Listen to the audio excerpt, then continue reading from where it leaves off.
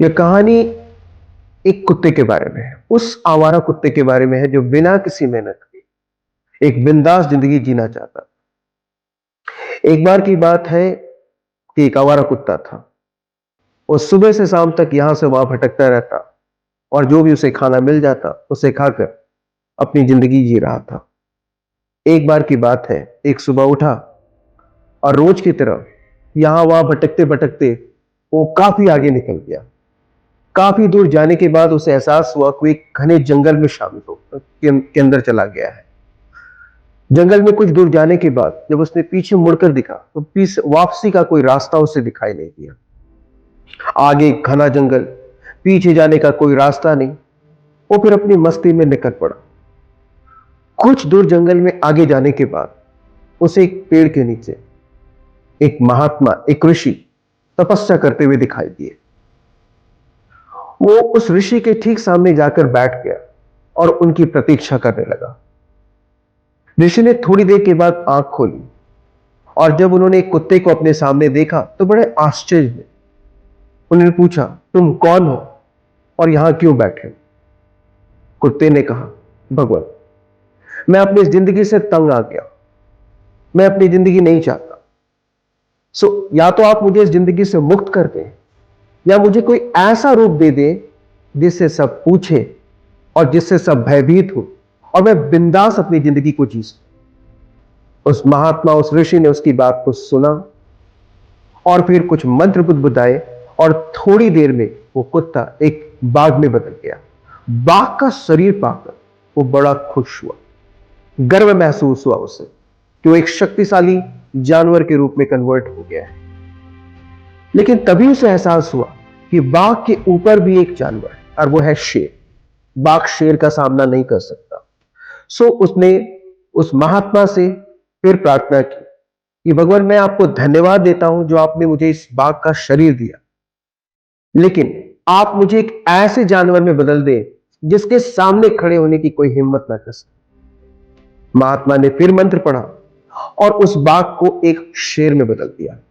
शेर का रूप पाकर वो पहले से ज्यादा गौरवान्वित महसूस किया। उसे घमंड हो गया, वो गर्व महसूस किया और वो फिर जंगल में अंदर की तरफ निकल पड़ा। आगे जंगल में कुछ दूर जाने के बाद उसने थोड़ी देर पे देखा कुछ और जंगली जानवर खड़े थे, जिसमें चीते थे, भालू थे, लोमड़ी थी। क्योंकि उस कुत्ते का शरीर एक शेर का था लेकिन था तो एक कुत्ता। उसने जैसे दूसरे जानवरों को देखा वो सहम गया, डर गया। लेकिन इससे पहले कि वो कुछ कर पाता, दूसरे जानवर अपने सामने शेर को देखकर डर गए और दुमदुमा के भाग खड़े हुए वहां से। अब उसे उस अपने रूप की शक्ति के बारे में समझ आ रहा था।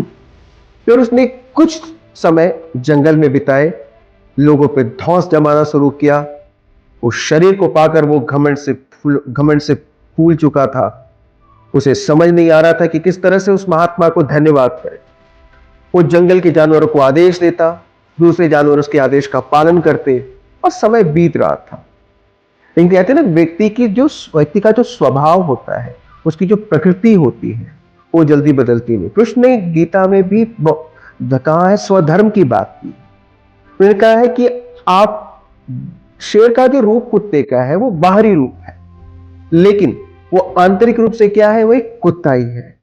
और कुछ समय उस जंगल में रहने के बाद एक बार ऐसा हुआ कि जंगल के दूसरे छोर पर कुछ कुत्तों का झुंड इकट्ठा हुआ और वो जोर जोर से भौंक रहे। वो कुत्ता जो कि एक शेर में बदला हुआ था, वो भी निकल पड़ा। उस भौंकने की आवाज सुनकर उधर की तरफ चल पड़ा और वो झुंड में शामिल हो गया और वो भी भौंकने लगा। जंगल के दूसरे जानवर उस शेर के इस बिहेवियर को, उस व्यवहार को देखकर बड़े आश्चर्यचकित हुए और वो उन्हें संदेह हुआ और उन्होंने ये बात जाके उस महात्मा से बताई। महात्मा ने उस कुत्ते को बुलाया और बोला कि मैंने शरीर तुम्हें शेर का जरूर दिया है, लेकिन तुम आंतरिक रूप से आज भी वो कुत्ते ही हो। और फिर महात्मा ने उसे वापस उस कुत्ते में बदल दिया। गीता में स्वधर्म की बात कही है। कृष्ण ने कहा है कि एक ज्ञानी व्यक्ति भी अपने स्वभाव के अनुरूप ही कार्य करता है। देखिए, कहानी बताती है स्किल और माइंडसेट के बारे में।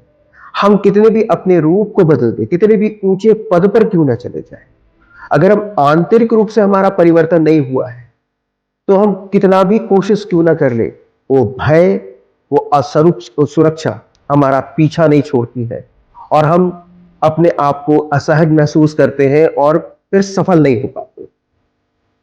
जैसे मान ले आप किसी व्यक्ति को अचानक से लॉटरी लग गई, क्योंकि वो पैसे जो लॉटरी के रूप में मिले वो विरासत में नहीं मिले, वो विरासत नहीं थी, उसे अचानक से वो धन प्राप्त हुआ, तो उसे समझ नहीं आता उस धन को कैसे मैनेज करे, कैसे खर्च करे, और वो पूरा का पूरा धन, क्योंकि वो सामर्थ्य, वो क्षमता उसके अंदर नहीं जो विकसित होनी चाहिए, वो पूरा का पूरा धन नष्ट हो जाता है। मैनेजमेंट में भी एक सिद्धांत लागू होता है, वो है पीटर प्रिंसिपल का सिद्धांत। जब किसी व्यक्ति को उनकी योग्यता के अनुसार ऊंचे पद पर प्रमोट कर दिया जाता है, किसी भी अच्छे एम्प्लॉय को आगे प्रमोट करना एक बहुत अच्छी बात है, उसके लिए रिवॉर्ड है, तो उसके लिए एक रिकॉग्निशन है, ये होना भी चाहिए। लेकिन यहां एक बात लागू होती है कि क्या वो व्यक्ति सचमुच योग्य है, क्या उसमें उस सामर्थ्य है उस पद की गरिमा को संभालने का। क्योंकि मान लीजिए अगर किसी एक कंपनी का एक अच्छा डिजाइनर है, उस वो एक कोई अच्छा डिजाइनर है और उस डिजाइनर को प्रमोट कर दिया जाता है, क्योंकि स्वाभाविक रूप से एक डिजाइनर है, वो चीजों को समझता है, कॉन्सेप्ट को समझता है और चीजों को डिजाइन करने की क्षमता रखता है, तो चूंकि ये उसका स्वभाव है, लेकिन जरूरी नहीं कि उस व्यक्ति के अंदर लोगों को मैनेज करने की, काम को मैनेज करने की क्षमता हो। तो कृष्ण ने इस बात पर जोर देके कहा है कि आप बाहरी रूप के की अपेक्षा अपने आंतरिक जीवन में परिवर्तन लाएं। आप कोशिश करें कि आप अपनी क्षमताओं को, अपनी योग्यताओं को इतना मजबूत कर लें कि आगे आप किसी पद को अगर प्राप्त करते हैं या कोई भी रूप धारण करते हैं, तो आप उसकी गरिमा को बचाए रखें।